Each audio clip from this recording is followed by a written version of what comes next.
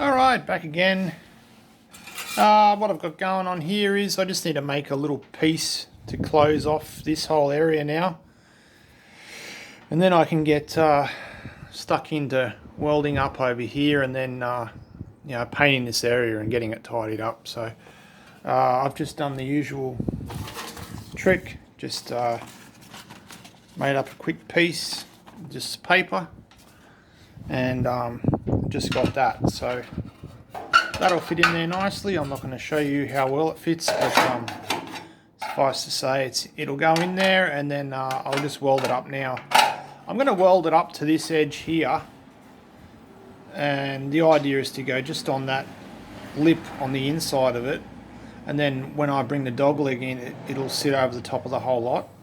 And what I'll do is I'll patch this from the outside. I don't really want to lose this sort of roughness, the patina, so I'm just going to try and save as much as I can. But as far as this bit in here, fresh metal. Bring you back.